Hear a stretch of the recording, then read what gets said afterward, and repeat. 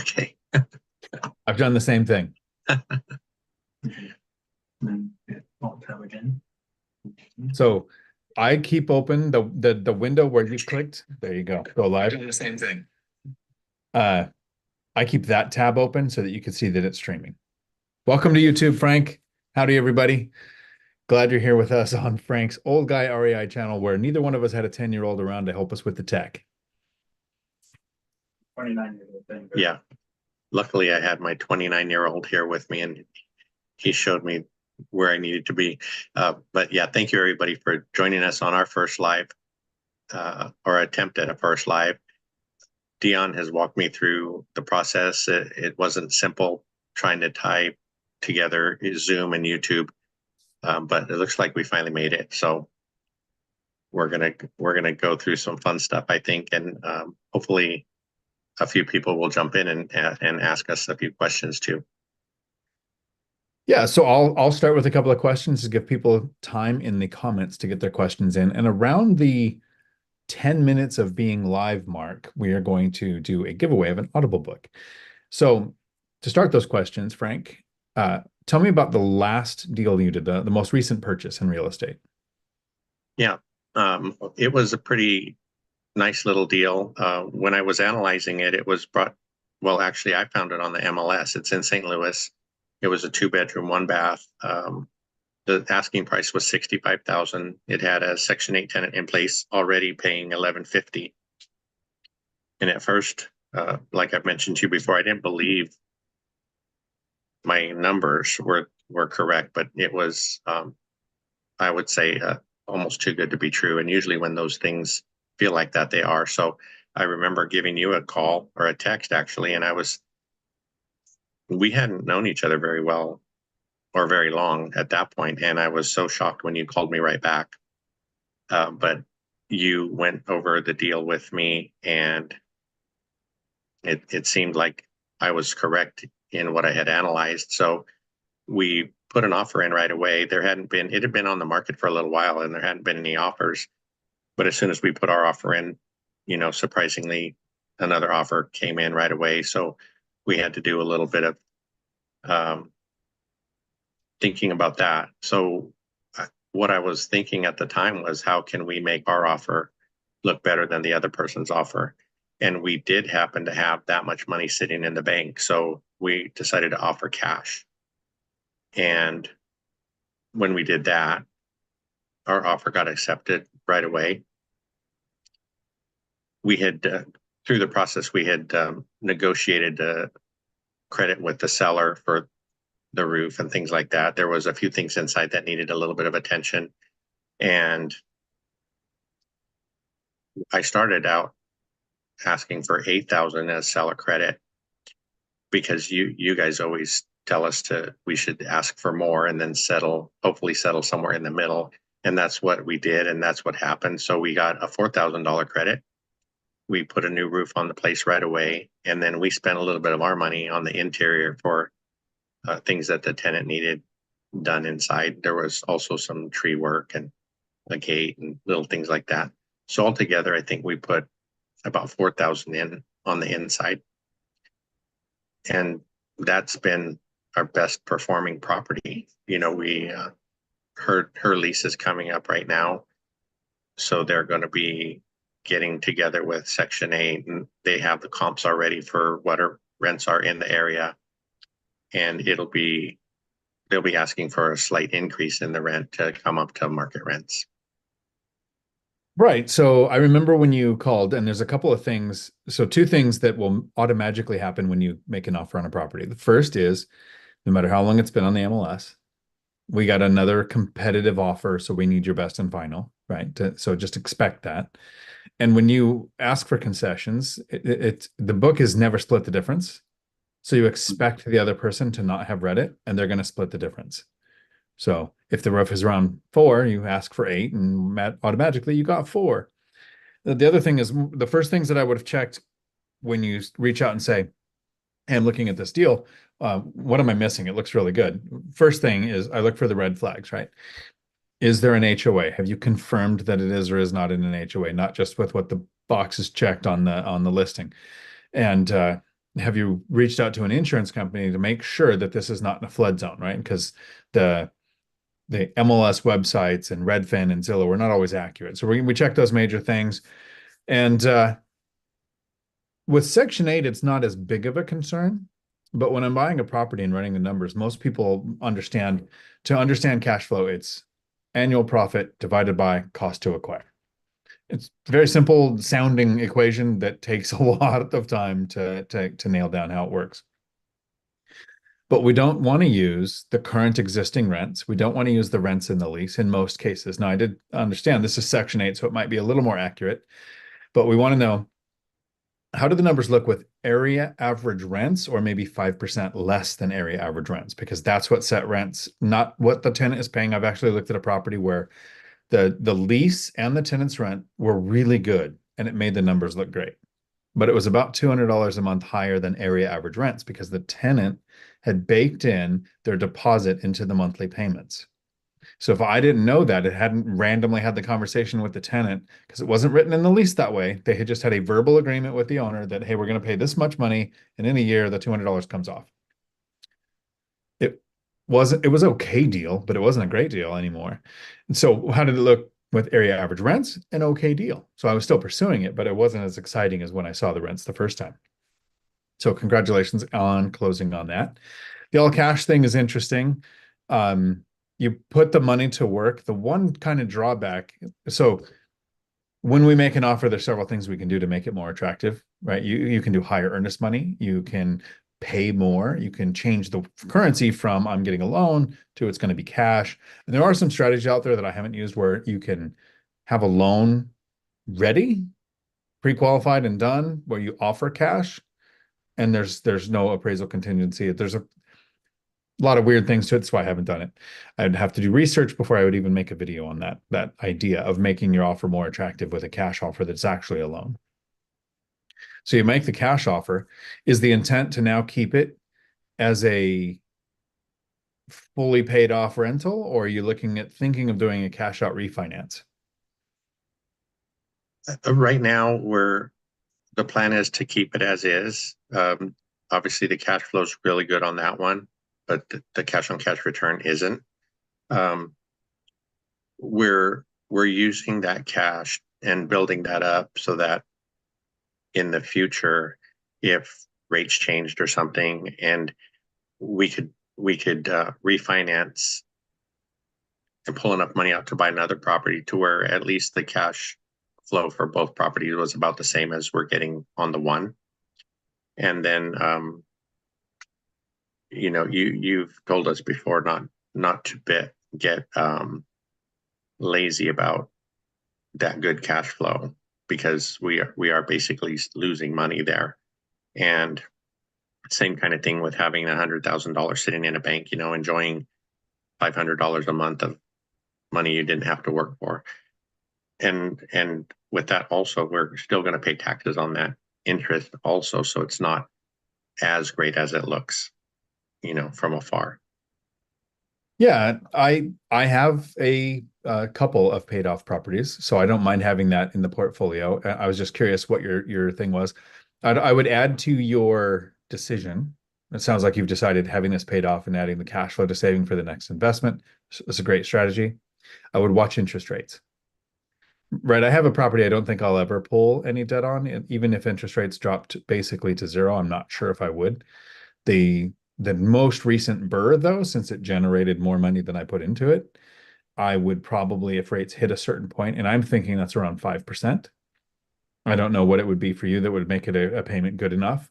I don't I don't expect to ever see 2020 interest rates again of 3% so I refinanced everything I had at that point to the better rate. So knowing that I don't expect it, I'm watching for it. And if that ever happened, it would be again. Then I might actually, do a bigger loan on that. I'm looking at the chat to make sure we're not missing any questions from here. I appreciate everybody who's hanging out with us. Jack Stewart, I will not be able to attend. I have to watch it from Futureland. Just wanted to swing by for a second and wish Frank good luck on his first live stream.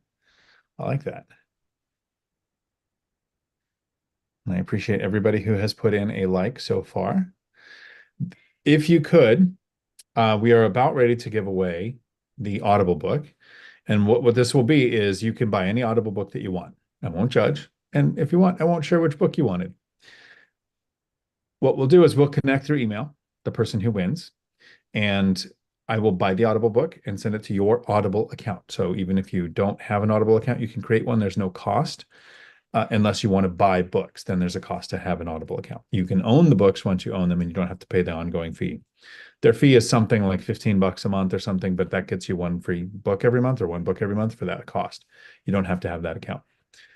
I would prefer you wanted an Audible book in the financial realm of reaching financial freedom, like the book that we talked about on several videos, Rich Dad, Poor Dad, Die with Anything, The 4 Hour Work Week, Set for Life, uh, One Rental at a Time, or 15 Conversations with Real Estate Millionaires, those two that I narrated. If you're not sick of my voice already, you can do that. Yeah, you can't super chat Josh until the channel gets to a certain point, which we're trying to do. So if you're new here, hit subscribe and let's get Frank to that level. In a second. Yeah, yes, Mark, you can use it in future. You'll probably have many opportunities to get a free book between now and the time that my book comes out of Deonisms comes out, which I am actually writing with Zuber, and it will come out on the One Rental at a Time platform. What we're going to do is in the comments, in the chat section right now during the video, not in Futureland, because this is a reward for being here for Frank's Live, put in your freedom number. Not the number you need to retire, but the number that makes work optional. And hopefully you understand that if you ask most people, how much money do you need to retire? This will tell you if they've even thought about finances or not, because the average person will say a number, 5 million, 10 million. I've heard 250,000. But for me, a freedom number, once you've done a little more research and you think, okay, this is how it works, because what you don't want is a set amount of money, because then you're trying to die before it runs out. We want a freedom number to be an amount of money that comes in every month that you don't have to sell your life for. So this can be dividend stocks. It could be the 4% rule because you're using an amount of an invested fund that has an expected growth rate of 8 to 10% a year to cover the 4% you take out. On normal years, the amount for inflation, and then the amount you have to pay in taxes. If it's in real estate, is the cash flow above and beyond all expenses that is not affected by future expenses, vacancies, and repairs that you can live your life with. Everybody who puts in their number for their super chat in Futureland, their freedom number, I'm going to use what my since I was the GM, if you'll never know these nerd terms, this was called the Dice of Doom because it was only rolled when bad things were happening. I will use this to determine the winner based on how many comments we have. We're going to give it about 5 minutes to then come back and count the comments starting at Trade Better 99 as the first comment to come in, and then we'll go through in about 5 minutes those comments that have your freedom number in there as the chance to win the Audible book. And you'll have to suffer through back and forth of emails with me, which I will put my email in the chat, which it doesn't usually let you do. But we'll see if Frank has it set up to block me.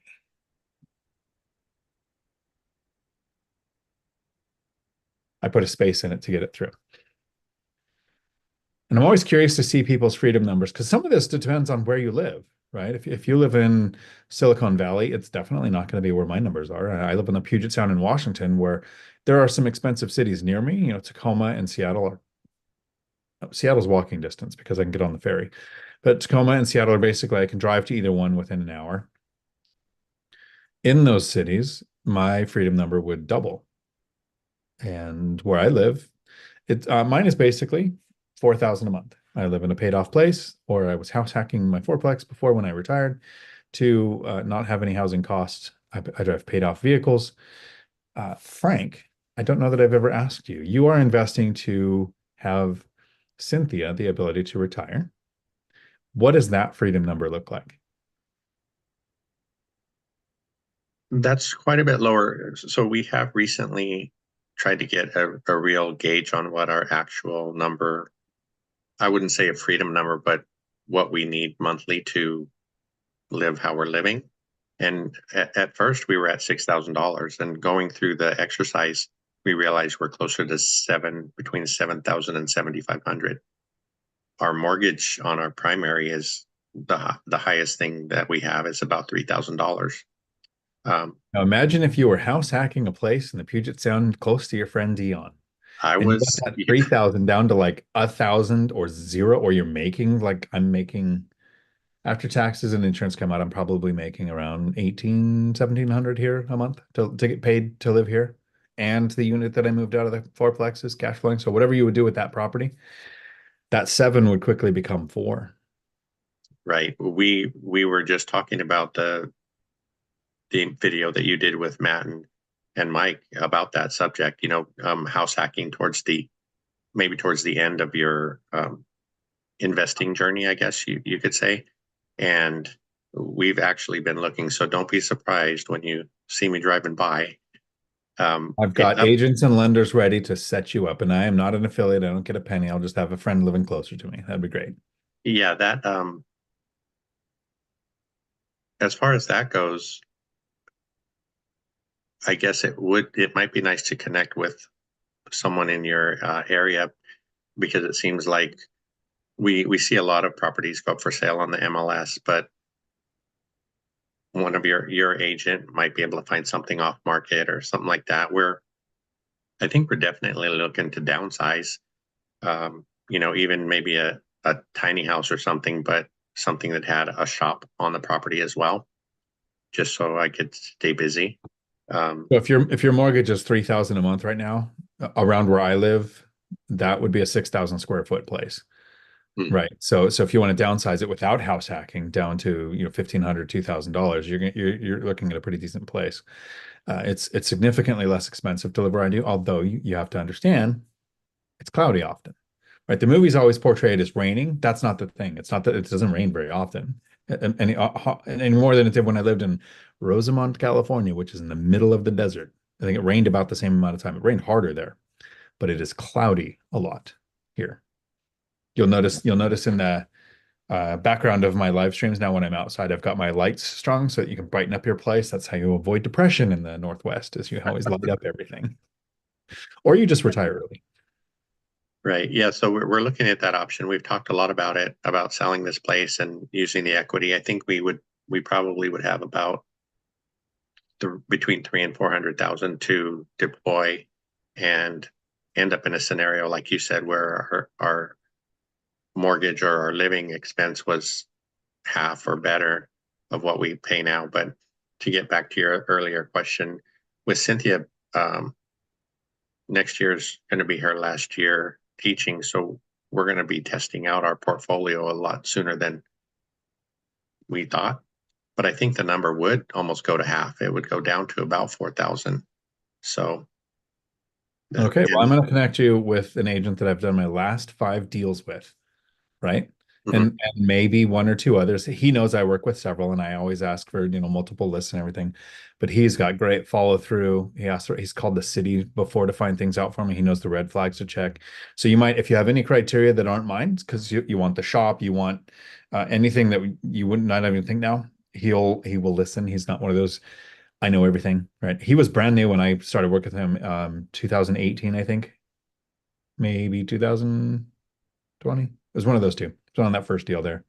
I think the first deal we did together, he had his license like 2 weeks, yeah, I and he remember you worked at talking. a great place that had a good like over the shoulder assistant person that had been doing it. And then as he went through, and then it was like another 11 months till the next deal. So by then he had experience. Um, and he's just done nothing but got better and better. And he actually house hacks. He invests in small multifamily. He's done ADUs. He's done properties with pads and other things. So I mean, he's pretty versed in what I do. I will connect you, and that would be exciting. Uh, Yeah, I think that would be cool. I mean, you just mentioned, well, like the place that Curtis got, he had that extra parking area, so you might be able to rent that out to somebody to store their RV or something like that, would bring in some extra cash. yeah, our friend, I don't know if you think you met Justin Cambra. He was in Vegas. He uses an app, and I don't ever remember the name of the app, where you can actually rent out a parking space at your place. And I think Curtis's place is set up for that. And it might only be 150 bucks a month. I could do it here, I think for 400 a month because the employee ferry for the Navy base is directly across the street from my house. You saw the dock down there. And so they pay that for that parking spot to ride that ferry. Oh, And I'm wow. across the street. I've got 6 parking spots right across there. So that could turn into money, but I'm too lazy to open an app and make money. That sucks. Does your new tenant down there have only one vehicle or? So there's 8 parking spots. The tenant gets two. Hmm, I have on the other side of the building, I use two. So then there's like six that I was thinking that were usable. But the tenant, it has a friend who works there who's also, I think, I'm hoping making some money letting him park there. And I said, yeah, I don't care if there's 3 cars. I'm not using those spaces. And happy tenants don't trash your place, and happy tenants don't leave. So yeah, right. yeah, I'm going to use the dice right now. So I'm going to look here. It goes in this order. In this order. Trade, Jason, Craig. I gotta look for it. So then Levita and Cynthia jumped in here. Josh and Dennis. Okay. So starting there. So I got to count. Sorry. I know Hmm. this is not riveting YouTube. So if you could explain, uh, I'm trying to think of something that you could talk about for a minute while I Yeah. go through this. Oh, yeah, I can talk, trust me. Um, There you go. I was gonna go back to something you were talking about earlier, when you were talking about flood zone on one property that we were under contract for a few weeks ago. Everything was looking good, and then our lender actually brought it to our attention that the property looked to be in a flood zone, and it ended up being true. Um, and we had been looking at a few other properties, so our decision was not to pursue that one because if you have an option to buy something that's not in a flood zone, why would you go through all the trouble of getting one in a flood zone? And I think the added insurance for the flood coverage was about 500 for the year. So it would have added, 40 or 50 bucks a month to our expenses. And on these lower price properties that we like to buy, that takes a chunk out of your cash on cash return for sure. Yeah, and there's sometimes in some states where that flood insurance is actually really difficult to even get. And so what you can get, and then some people think, well, what if I have a property and I can't get insurance? Then my lender won't let me have it. Well, that's not the case. The lender places lender placed insurance on your property, which you have no control of the cost. And it generally doesn't cover anything for you. It only covers the lender in case you can't pay the mortgage. So I have seen 12 people in the chat is how many I Okay. came up with. So the Dice of Doom comes in the number 12 on the outside here. So here we go. I'll let it spin and then I'll stop it in 3 or 4 seconds with a 3. So I don't know if you can see that on there because of the way the things work, but it's on the 3. Yep. So we go back up to the top and we had trade, Jason. Craig jumped in. Did Craig ever give his freedom number? Because that's who's participating. Uh-oh. Craig commented, but didn't put a freedom number. Levita. So my chat and my email is in the chat. Craig, you're going to get a free Audible book, even though you didn't play correctly. But Levita, you're the actual third person there that put in the thing, so I will do 2. So Craig and Levita, email me, dion@diontalk.com, and we will get that done. And I won't be offended if you don't take the books that I narrated. Yeah, I don't read much, but I do have a couple books on audio, and both of Zuber's are on there. And then I think we did the long distance investing book with David Green. That was way back when we were just starting out. So this is my Audible account. If you have an Audible account, let me just bring it close enough really quick so you can see how many titles. I don't know if I can get clear enough because of this Yeah, camera. it's No. It's It's a little fuzzy, like 688 books, 600. Yeah. 688 Audible books. So that's Wow. not podcasts and other things. I am an Audible junkie. That comes from being a truck driver for all those years. Uh, That was one of the things that I used to have a really big, I don't know, I just hated traffic. But once we started learning about real estate and listening to podcasts, traffic wasn't a thing. I was hoping that it would take me a little longer to get home so I could finish what I was listening to. so trade better. I do kind of recommend the one rental at a time and the 15 conversations with real estate millionaires because the one rental at a time gives you the simple playbook without making it seem overwhelming, right? Zuber talks about getting to four, but if you watch all of our content, you probably have all of the one rental at a time philosophy down.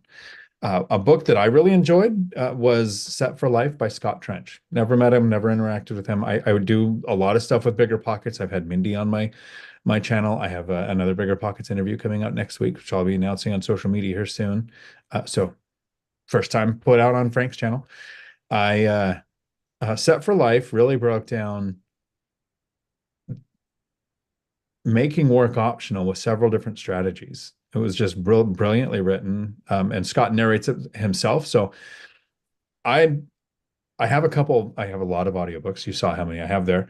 There's a guy, R.C. Bray. I'll buy almost anything he narrates. I just like the way he reads the books. I like the way he does the characters and the everything. But you don't know if it's ever really truly what the author intended in the enunciation, the emphasis on the wrong syllable, that kind of stuff. I like to hear the author read a book, right? I've read a few Stephen King books. I'm not really a fan of Stephen King stuff, but I have read or listened to a couple where he narrated them, and that was much better than. And he's probably had some great people do the narration. Um, so Start for Life would probably be one that I recommend because you hear my voice enough in my podcast. You don't need to hear me read those. And then, so Zuber, and the background story for anybody who hasn't been watching the channels for a while, Zuber wrote One Rental at a Time in 2018, right after he retired, right? He took 6 months, kind of in panic mode, thinking he was going to have to go back to work. And I'm not saying anything he doesn't say himself, right? So I'm not talking behind him. I'm talking in what he has said. And he wrote the book and he had it narrated for Audible. He paid about $5,000 and they had some robot AI before AI is getting better and better, right? But this was obviously not a human reading the book. And it sounded terrible. So I reached out to him and I said, hey, if you do another book, let me narrate it for you so that, it's at least somebody who's reading. I did no idea. That was a 6 month commitment to learn how ACX works and buy the equipment to record and the commitment that was. And then when I got it done, I figured, okay, I've learned the skill.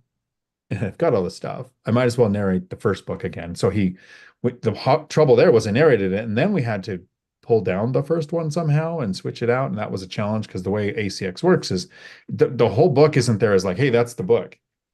Every book that you've ever had on Audible is an intro.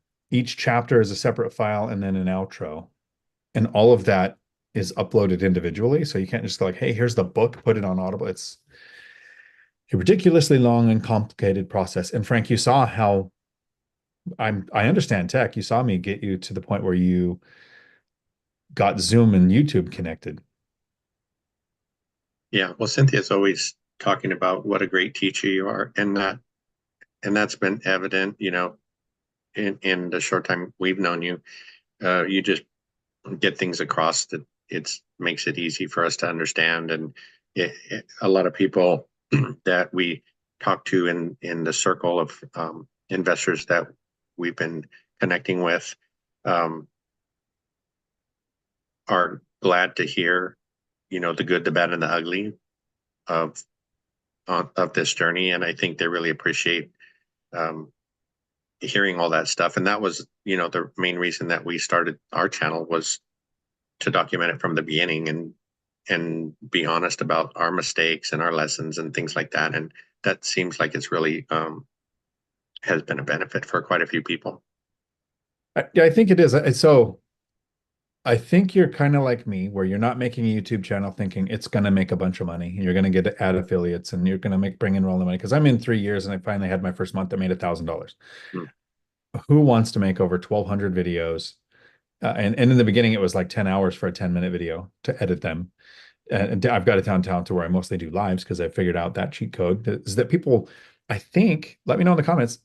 I think, me personally, it's better watching a video where you can put a question in right now, or if you're watching it in Futureland and the person talking says something that would prompt a question, the question can pop up in the chat and you're like, oh, I totally would have answered that. And I got the question answered during the live. So I'm doing more of those. They're also easier on the person, as long as you're okay with, you're going to mess words up. You're going to lose your train of thought. You're going to accidentally say words you might not want to say. Um, and people see it's a real person, because here's my frustration with YouTube, right? I'm an Audible book junkie. I'm into the hundreds that I've listened to. I listen to podcasts. I'm always listening to something. I probably bother everybody around me because I've always got an earbud in. And as you've said, when you're listening to something good, that's the only time people around you want to actually talk. Be silent for 45 minutes, and then you turn on the thing and it's like, hey, I got this question. Like, we've been here 45 minutes. Why is it now that this is coming up? So I'm unhappy with YouTube having AI voiced, AI scripted, AI doodled, AI everything content, because and it's getting to where, and you really can't tell it's not a person, except for every now and then it'll read and they'll fix this. I was listening to one the other day. Sounds just like a person, tone, breath, everything. And then it said something about money, and it said $ 160,000 something. And he was like, oh, a person wouldn't do that. But so I've wasted 10 minutes on something that's basically a Google search turned into a video. I want to know what the Franks out there that are sitting in a van going, this is how my day was impacted by buying the wrong thing, or whatever, so that I'll go, oh, I can do this thing differently and have a better first experience when I go to do something. That doesn't happen from AI. Not yet. Yeah, I was pleasantly surprised at, in the beginning, I was wondering what value, if there was some value I could bring to anybody out there. But recently I've been surprised at some things that I said that people didn't know, and things we've learned from you too, as far as financial literacy, because you in the recent past you've spoken about recasting a mortgage. That was something we had no idea about, but we do have one mortgage that's 6.6%. So if rates did end up somewhere at 5, maybe, I think that would be enough to consider that and create a little bit more cash flow. So this is why I love these kind of conversations, so that we can have a clarification when it's a subject that's new to us, to make sure you understand the terms that we're using, right? It's what I like about the Bigger Pockets website. If you're ever on their website and their forums and there's a term like house hacking or depreciation or something, you can actually put your mouse over it and a drop down shows up of the words that this is what that word means. Uh, Recasting a mortgage. Let's say you have a mortgage that's at 3%. You refinanced in 2020 or you purchased in 2020, and you've had it now for 4 years. You can recast, which basically resets the 30-year period. You keep the same interest rate. It just, since it's recasting those 4 years on there, it would bring your payment down. So if you're like me and you don't care about having a paid off property, it's a bad choice in most cases because it resets the amortization schedule. So the bank starts making more money. But if you're looking for cash flow for freedom, that's what recasting does. Refinancing is if you go and you have that 6% loan or 6 point something percent, and then rates drop down to 4.8. I'll do it at 1.5% lower than whatever it's at. I'll take the risk that it could go lower, but it's low enough for me now. Some people do 1%, but I'll do 1.5.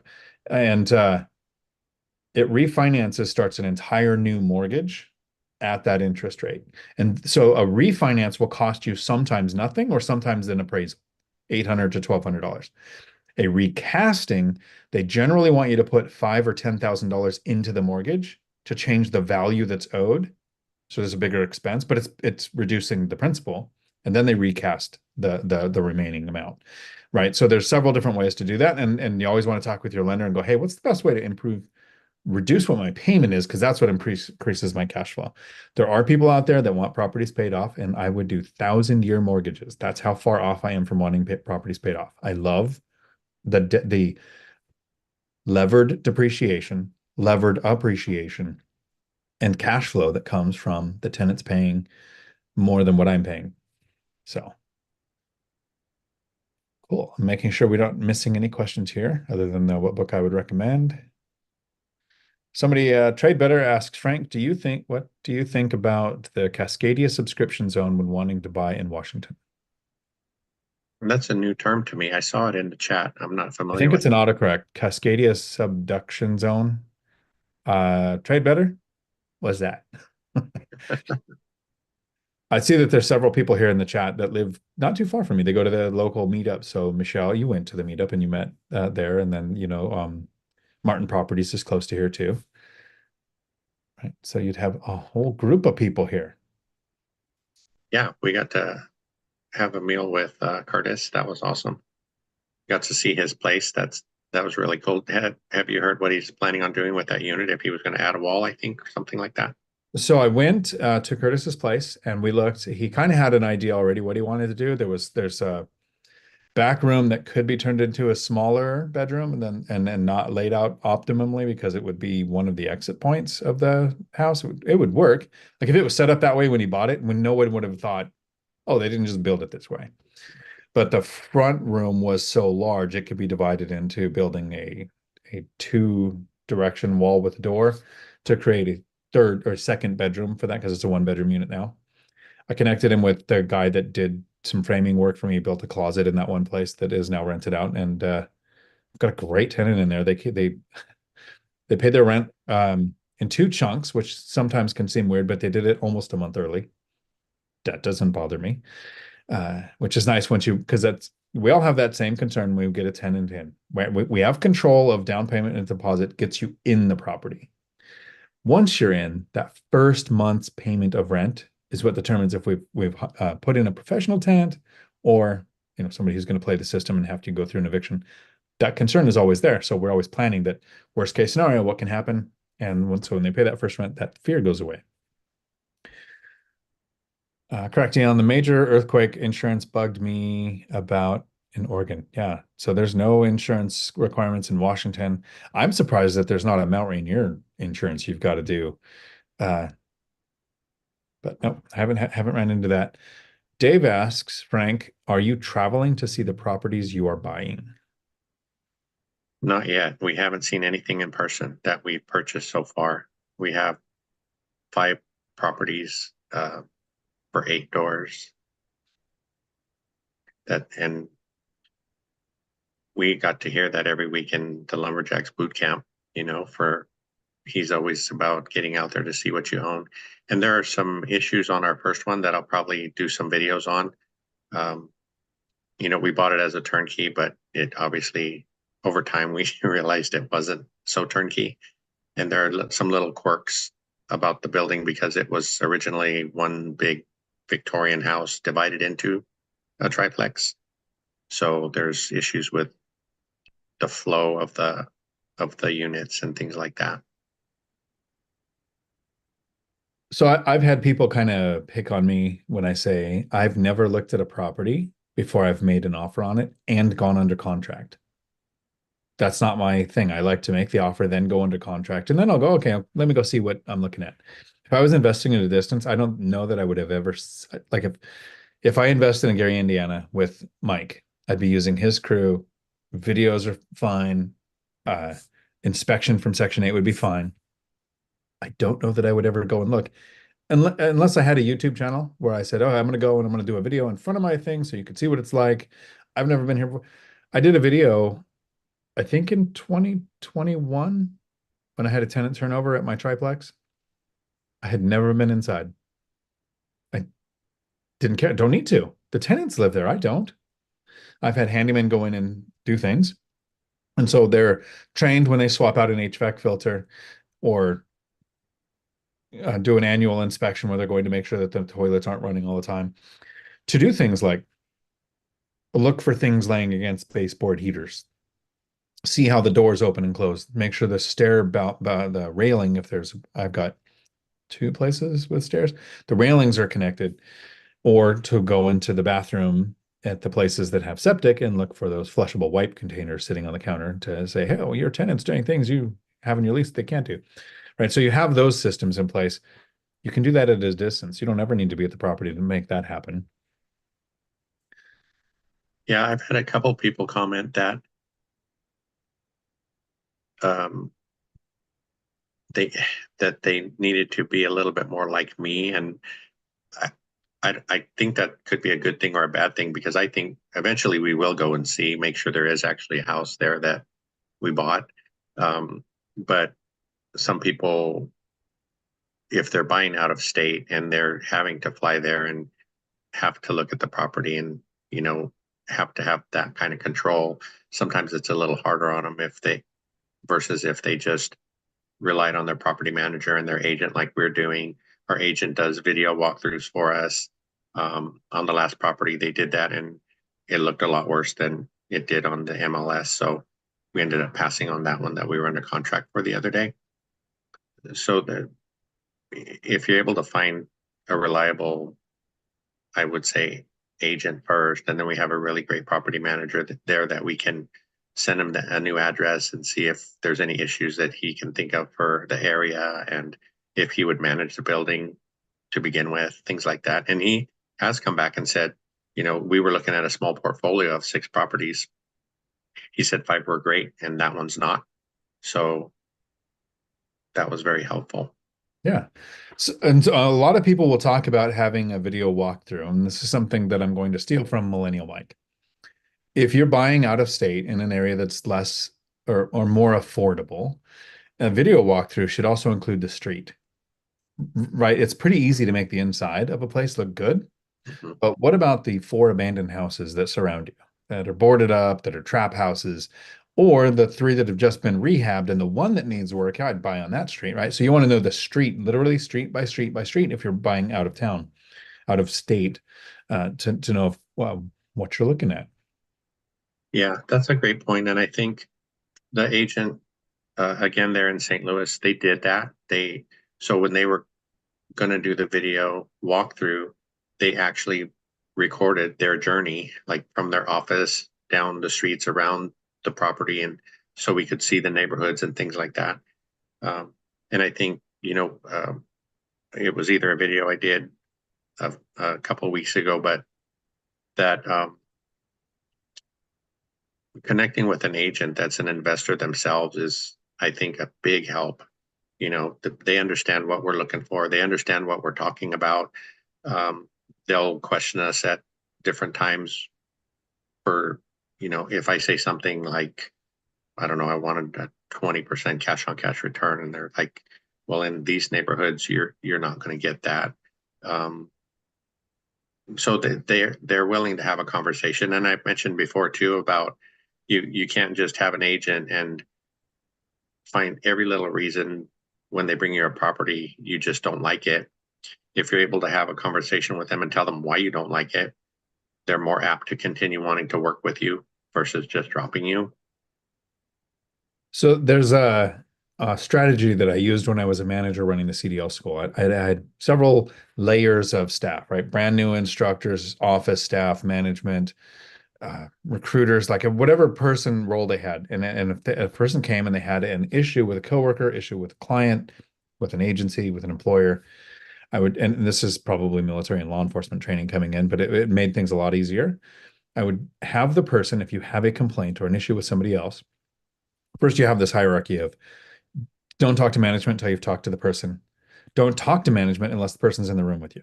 Right? That's the rules to avoid any backstabbing or rumors, right? But if there's an actual issue that they've done all of those steps, write it down. Articulate it in words on a piece of paper or in notes on your phone, depending on if, you know, if you're 30 or 50, right? This is how you're going to do this. If you have a problem with a property that you don't want to buy and you're going to tell the agent, I'm not going to buy it, write it down first. See if you can put it into a sentence in your notes. Because of this specific reason, this cost that it would incur, this higher turnover it would create, whatever it is, what the problem is, and why it turns into a no deal for you. Then I would tell the agent, hey, this is the deal breaker for me. If you can't articulate, and there will be something, you can't put it into words, you know you don't want it, you just can't think of it, you can't write it down, then it's emotion. There's something about that that is triggering you emotionally that might not impact your costs, it might not impact your tenant turnover. Something you don't like about the property. I've got a friend who won't buy anything if it has wood or redwood that might look a little pink because it's not what they want, and they know they're going to have to rip it out and put in something else. And that's not the person who's going to live there. It's going to be a rental. That Write it down and then see if you're comfortable saying those words to someone else. Because if it it it's right under these big massive power lines, and I don't mean like power pole lines, I mean like the whole transformers right next to it. I don't want the house. Okay, I can see that. But if you can't write it down, it's not real. BuzzTune, Mikey asks, "Hey Frank, hanging out with Dion, what was your favorite memory of your time in Washington?" I think he's setting me up there. I, on our Wednesday call, I was talking about my trip up there and the fact that I didn't really. I thought about it on the airplane ride home after you dropped me off at the airport, and I was telling everybody that was there, the helping you with the shower kind of started as a like a joke or a prank, and then after it went on for a little bit, and then Michelle reached out and say, "Oh, I hear you're coming to Washington. When are you going to be here? We got to get together." And at that point, Cynthia was like, "You have to go now because they're expecting you to be there." Um, and I had an amazing experience, and I needed to, I guess, let you know that I didn't really think about the fact that I was invading your life for 4 days, and you just welcomed me um, so easily. But when you dropped me off at the airport, and I thanked you for everything, and you just told me thank you for not being a douchebag, and I will never forget that. And that's what made me think it could have gone very wrong, right? I mean, if our personalities clashed, or maybe you didn't really want help with your bathroom, and that was just some content or something. So I owe you a thanks again for that, and Chesla as well, because she was there too, and she had to put up with me. Yeah, it's funny. There are some people we can interact with at a distance or on Zoom or at work. Right. I worked with several people that I enjoyed working with, but would I want to see them on a weekend? Right. That's a step further. And for us to talk about when you were coming up here to do this and not knowing what to expect, right? I mean, so let's go over like just the first couple of weird things that have gone through when as we've gotten to know each other. You commented on a few YouTube videos, and then I think we did like a Zoom interview, and you were in members only stuff, and then the course, and so we've interacted on Zoom a lot. And you sit in a chair like like this when you're talking. I don't know what magical thing you do. And so I was thinking, okay, Frank seems like he's I'm gonna use an offensive term. He's a little people like me, right? And then we meet in Vegas, and you're not. You're six something, six what? Six. I say I'm 6'4". Cynthia says I'm 6'3" now. Okay, right. Okay. She's chopped you down a notch. I like it. It's spouses for, He's keeping me in my place. Yeah. right? And so when you actually spend days with somebody and you say, okay, let me show you what my world is like, that's very different than interacting at a distance. So I was very sincere, and I used the appropriate term because we hung out, we got to know each other. I knew that that was a term that wouldn't irritate you. I was like, thanks for being a decent human being, but I used the verbiage that worked for us. Yeah, it was a great time. And, we played around with that before we went to Vegas last February, and I was telling Cynthia, well, what if we get there and nobody really likes me? Everybody seems to like me on Zoom and all that stuff, but what if again, your personalities aren't the same as they are online or whatever it might be. But we've made such great, I consider them great friendships. And it was just, I guess, cemented in once we all got to meet in person. And we met a lot of people there that have continued to come. They're on our Wednesday calls and stuff like that. They're in your lives, and um, I don't know. I just can't say enough about the people in this group. No, I like it's rare to find a group where everyone's excited about everyone else's wins. Yes, it is. Right. Even so, even locally here, let's look at a very specific example. Michelle looks at a property. Curtis looks at a property. Michelle buys this property. Curtis buys that property. I've heard two, maybe even three separate occasions where Michelle was so excited for Curtis for getting the property that she had looked at.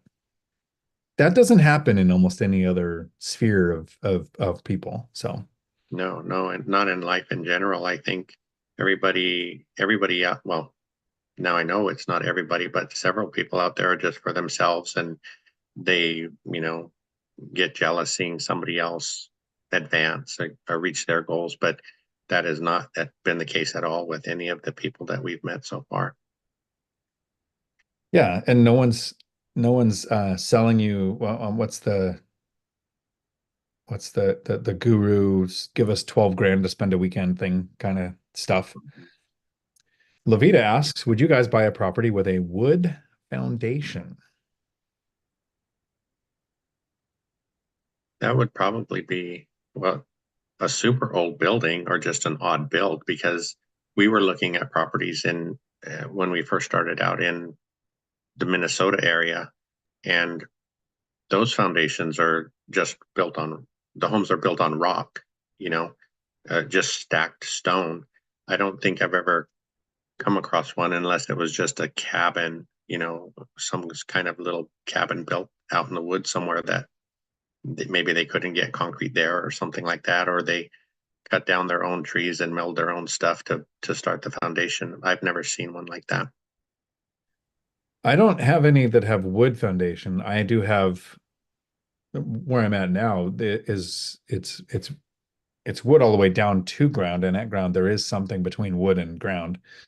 Um, would I buy one?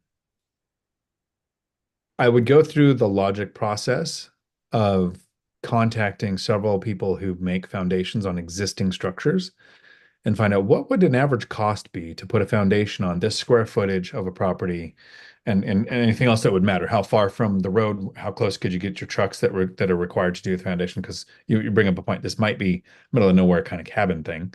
And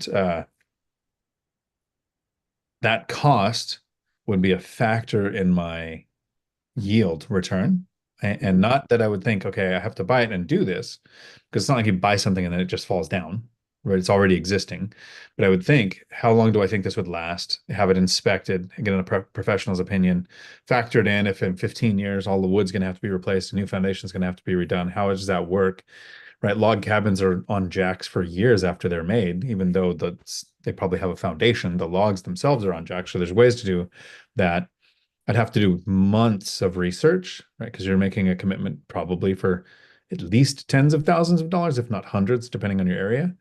And if I was seriously considering it, I would educate myself on it first before I'd pull the trigger.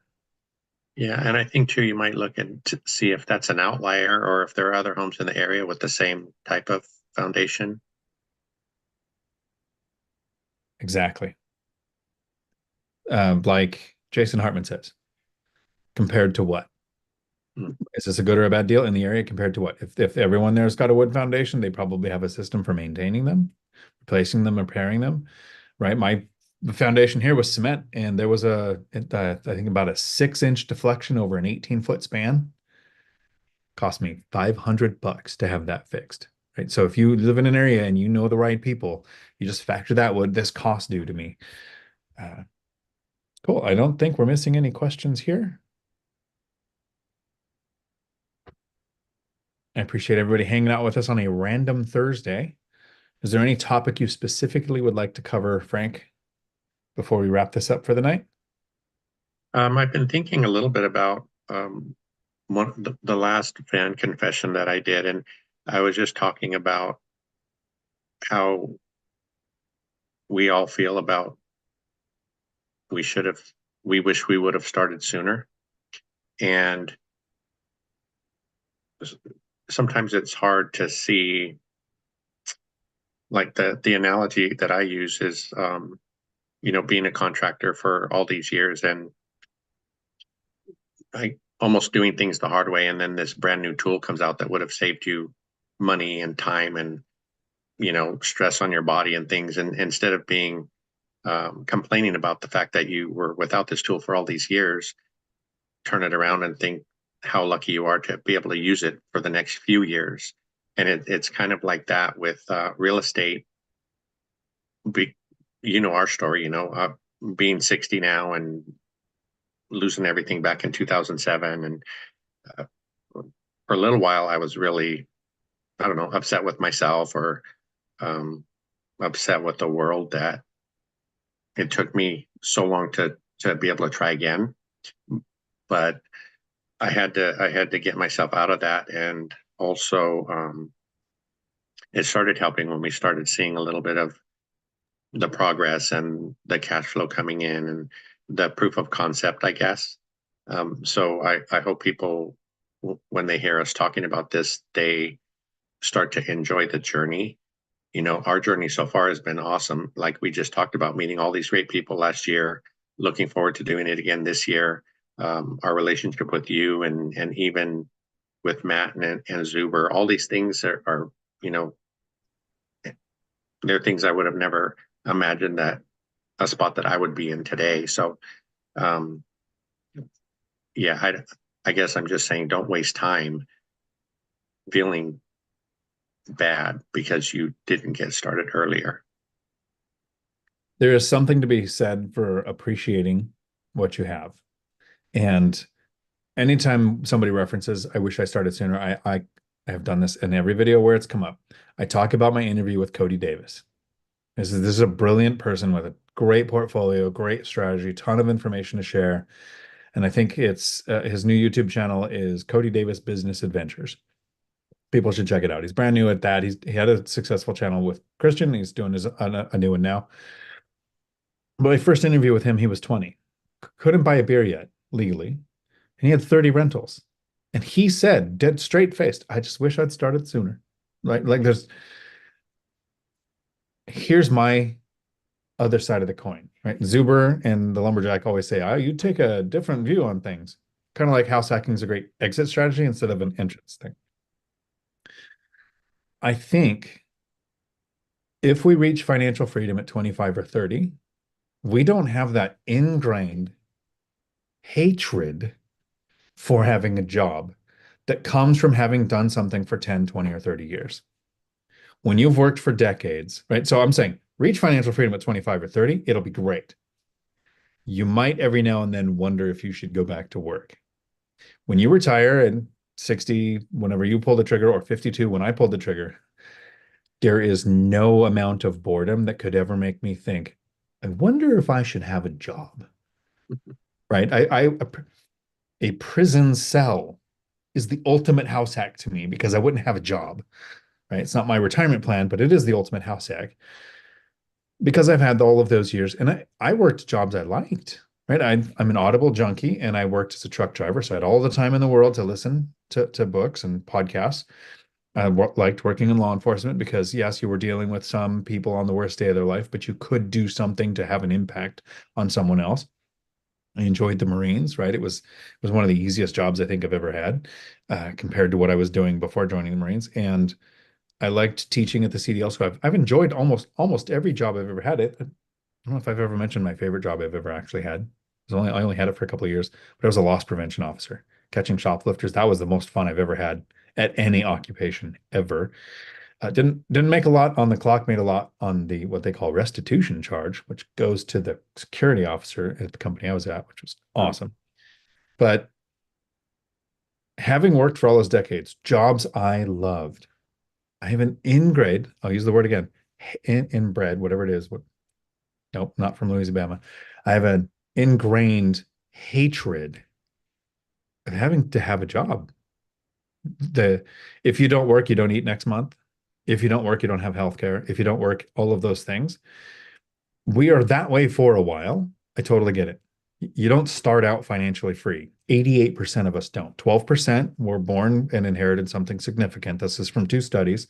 One from Dave Ramsey, the Ramsey Solutions, did a study of over 10,000 people. And then the people who wrote the book, uh, The Millionaire Next Door, did a study, and 88% of people inherited less than $1,000. Right? I inherited two firearms, which are still in the room with me.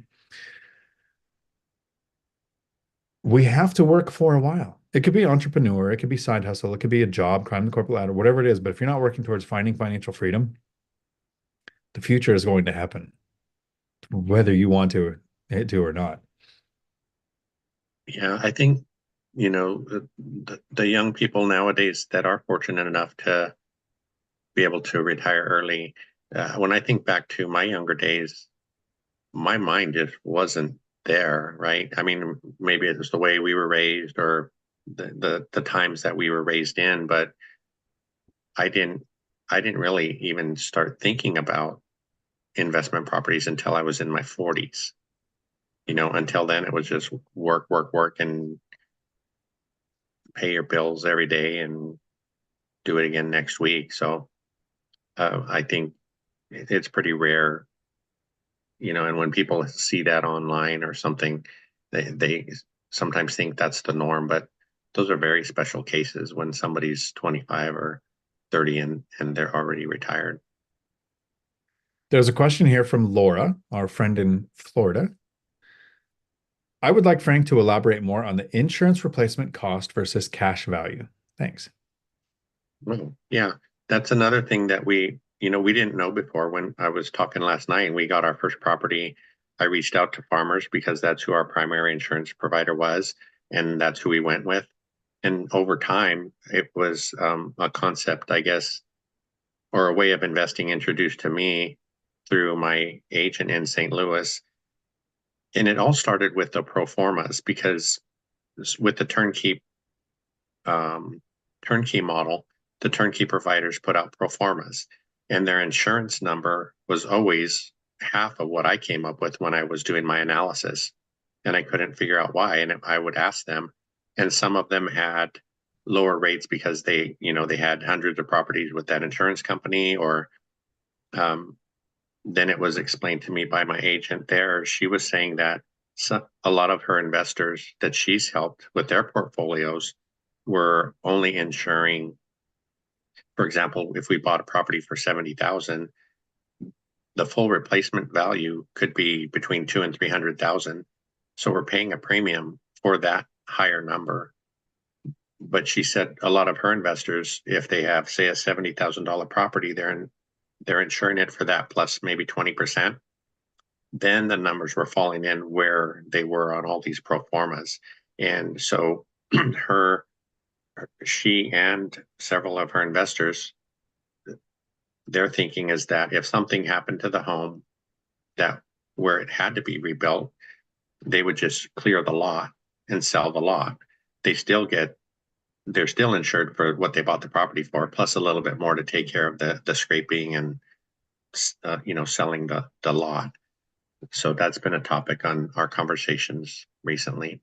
Nice. Yeah. And that's one of the problems with getting that lender placed insurance. They do Yeah. mortgage replacement. They don't care what you're if you're made whole at the end. Your chief marketing officer has a question about getting a raise.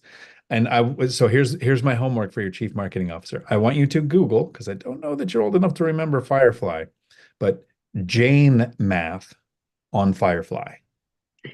That is how your CMO should get their raise. I Well, don't Rentals know. asks, would you do a house wash and window wash for a rental property?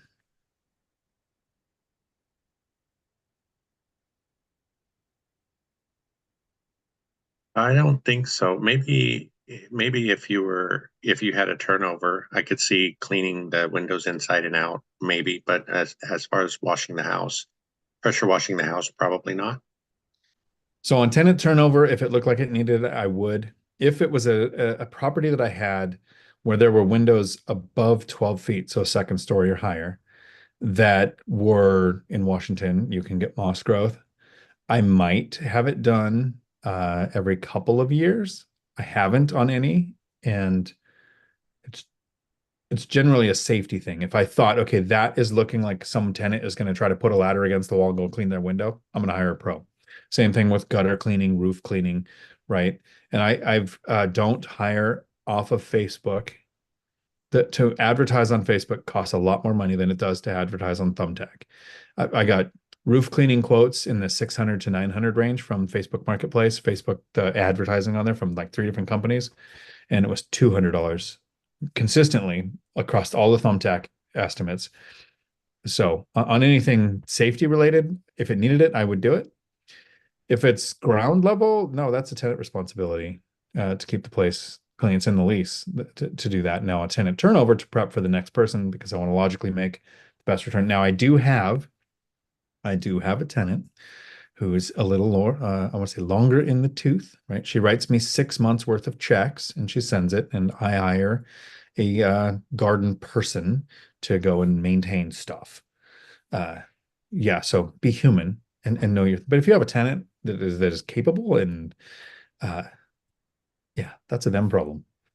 Yeah, I like, as far as properties that we've acquired, I always like to make them as nice as possible, without going overboard. But again, this last property that we were under contract for after they did the walkthrough, and the Section 8 tenant was moving in, there were things inside the property that I couldn't see how Section 8 approved the property for her to move in, vanity falling off the wall. Uh, I know paint's not super, I don't know, health and safety issue wise, but the paint was all splotchy. They had just gone in and touched things up. There was a lot of little things like that that really surprised me that Section 8 had already gone through there and approved it. That's one of the reasons to have good contractors and handymen and I take this from the lumberjack landlord. People do what is inspected, not what is expected. And now Section 8 usually shows up with a clipboard of these are the things we check. We check the electric outlets, we check the doors and windows, right? We're making sure that those things function. I don't know that I've ever seen Section 8 go over and shake something connected to the wall to see if it was properly mounted. I don't know if that's just not on their checklist. Mm. So here's actually a good question, and I think we had this conversation when you were here. I prefer, and it might just be proximity. I'm closer to a Lowe's than I am a Home Depot. It's weird. The app for Lowe's for me is easier to use than the Home Depot one. The Home Depot one I always struggle with. If you're ever shopping in Lowe's and Home Depot and you're not using the app, you are shooting yourself in the foot. To sit in your car for a second and go, I'm looking up this aisle 42, bay 7. I'm looking up this front wall, bay 7. You just walk in, get exactly what you want. Never have to ask a person. At my local Lowe's here, when you walk in, they actually approach you. Can I help you find something? When I walk into Home Depot, it is like I have leprosy and they don't want to get anywhere near me. And as soon as I come in, there's something on the wall that's fascinating that they want to look at. So maybe it's different in your area because it comes down to the employees, not the company culture. It's that the store that you go into. I use almost everything Cobalt. Like I've got Cobalt everything. Everything's blue. All the tools, all the batteries are interchangeable. And I found out recently that DeWalt and somebody else's batteries are interchangeable, different styles. What is your chosen brand of tools? Probably the one, the tools that I buy when they're going to be used really, really hard or roughly. I like Makita drills and drivers, the Sawzall. Um, but as we showed in our tools of the trade video, I do actually have quite a few Ryobi tools because in what I do, it's just residential remodeling. It's not super tough work all the time. And I've had several of the tools for probably 4 or 5 years now, and they're still going strong. They have a really nice little skill saw, battery operated skill saw. They have a nice oscillating tool that works well. We have some of their lights, and it's nice that the batteries are interchangeable for all those different things. We have glue guns, battery operated glue guns, battery operated caulking gun that I showed in a video the other day. So I have Ryobi, I have Milwaukee, I have um, the one I just mentioned. I forgot what it was, but oh, Makita.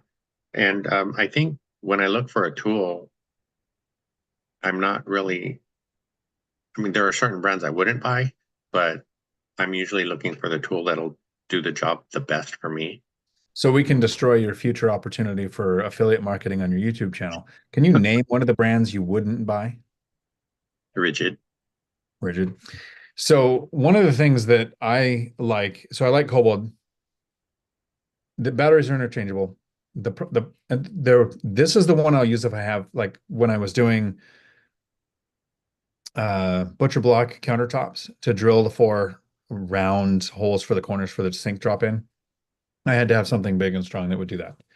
But it's funny that you mentioned that Makita is the one you like, because this is the drill that I've had now for probably like a decade, and it's small. You can see the battery is weight, size, everything. It's a quarter the size of everything that Cobalt does. So this is the one that's actually in my go bag toolbox set that goes to the rentals with me when I go to fix anything, because it's manageable. And I have 2 or 3 of the batteries. And I have done a lot of work, burned through 3 batteries at a time at a job site, and it's never failed me yet. But when you have a bigger thing, I like the Cobalt, the size of their stuff. I'm sure Makita makes bigger stuff too. This is just the one that I got when I don't even know if I had a rental yet when I acquired that. Mm. Um, which doesn't mean your tools will last a decade. It means I'm super lazy and work rarely. That's what that does. But when I work, that one has held me through it. Yeah, I shop at both stores regularly. I think some of the differences, I like the tool selection at Home Depot better. I like the tile selection at Lowe's a lot better. And actually the lumber at Lowe's seems to be straighter more often than it is at Home Depot. I put replaced a pressure treated 2x6 on the deck, and I made the mistake of buying it at Home Depot. And it kind of looked straight until I put it on another straight surface. Now I've got I can basically do, what is that? The ramp for skateboarding Okay. on that one board. Yeah, So I'm getting pressure into one treated of stuff. those. Pressure treat is tough anyway. It if it starts to dry out a little bit, you can't keep them straight. Right. So we did the giveaway at the beginning of the video. Craig, Levita, I look forward to your emails to get you those Audible books, and I might tell people what you chose, but you can email me and say, hey, don't tell anybody, and I won't. So it's up to you. When do you think, Frank, you will be doing your next live stream? That's a great question. I was actually gonna check in with you and the lumberjack. It would be nice to be able to check in with you guys to make sure you're not doing something on a certain day that we wouldn't interfere with each other. Because I certainly I would be there watching yours before I would be doing mine. So we've done that. I was traveling in Florida one time. I was there for a couple of months. I think it was 2022, just before I retired. And Matt, this is how long he's been doing his live streams on Sundays. He does them 8:30 a.m. Pacific on Sundays, but I was in Florida, which means I thought, okay, it's like 12:30. Matt's probably off his live stream. I'll go out here and I'll do a 10-minute live. And I did the live on running the numbers on a house hack. And then I get off and I go in and I sit down and I look at it, Matt's doing a live stream. That's so weird because I'm in the 3 hour head zone. I was like, oh, I'm mentally challenged. So yeah, we do try to be aware of what everybody else has going on, and I currently it looks like Matt's doing Sundays. I think he's moving to Thursdays. He's talked about it, but I don't know if he's mentioned it officially or anything. Uh, Yeah, I'll shoot him an email and see and just let him know, that it would be nice to do something weekly. Um, I think, figuring out the different time zones and stuff, like when we do our Wednesday call, it starts at 6 p.m. So a lot of folks that join us are on the East Coast. Chester's falling asleep at midnight because it's only 9 o'clock here, but then Mikey that's when and that's when I start playing World of Warcraft is midnight. is it? Yeah, but then Mark and Mikey are in Hawaii, so they're 3 hours ahead. So they're asking us why are we going to bed already? It's only 5 o'clock. I actually had a thought I should stream World of Warcraft on YouTube one day, but then I realized no, the chat that I have with my WoW friends would never play on YouTube. So, I can imagine. and mind But lighting. yeah, it's been really great. I appreciate you doing this with me, and I appreciate everybody that joined in today. I was wondering on the live chat, will we? I know sometimes when I gone to see some of your stuff, the live chat doesn't come up. It won't be there for about, depending on the video, sometimes an hour, sometimes 4 hours. Then you go back to the comments section and it'll show two dots, Mhm. the comments, so you can see the comments or the live comments. You swipe to the live comments, then you'll be able to watch them. And what I'll do is I'll skip forward to kind of the end of my video because it shows you chronologically they came Mhm. out at this point in the video. And so I'll go Okay. to the end, then I'll go through and see if there's any I missed. And that's how I get some of the questions. For example, this last Tuesday, I was doing a live and I was wrapping it up. And I basically said, "Hey, thanks for hanging out with me." And then I shut the video down. And then right after it, Ike Hobbs did a super chat. And I feel bad because it was like, hey, it was his first or their first super chat. It says that when it's the first one.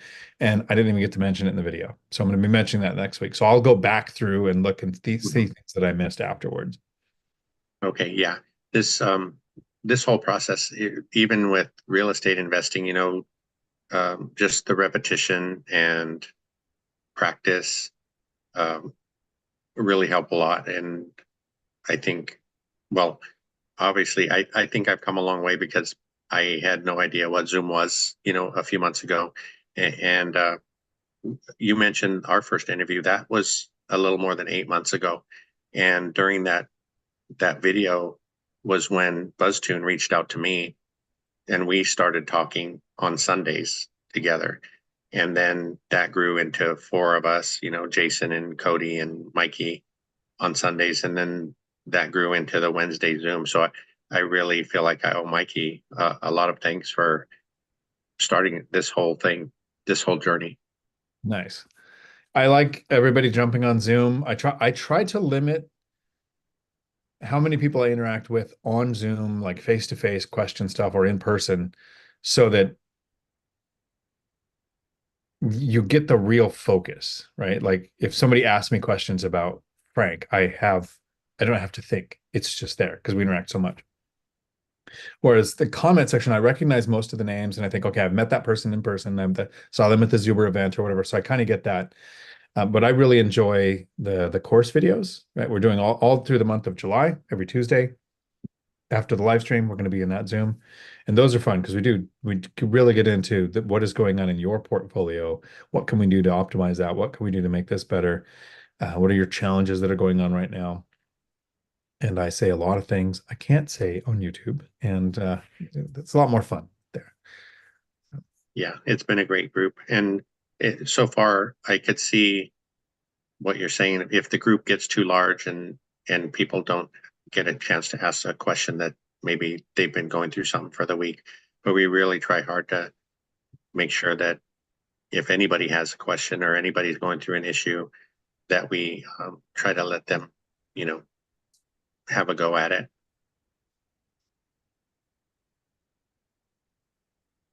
I think, are we still live? No. Yes, we are. Okay, good. My phone was telling me weird things, but we're good. I think I had a lag spike.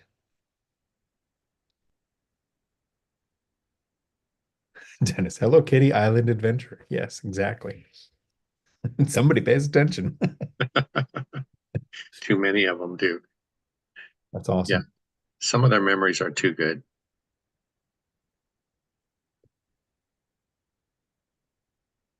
I look forward to your next live stream, Frank. I think it's going to be Yeah, great. yeah. Thank you so much. We'll try to plan one soon and keep practicing. Yeah, exactly. It only gets better. All right. So, is that it? Did you hit stop on YouTube? I'm trying to find that. Let's see. Which means you're saying this right now on YouTube. Well, I Everybody, won't say. thanks for hanging out with us while Frank finds the off button, which is on the YouTube tab, and it's a top right-hand corner in stream. You'll have to hit it twice so that we don't say things we get sued for before it actually turns off, because been there. All right, I found it. Thank you, everybody, so much.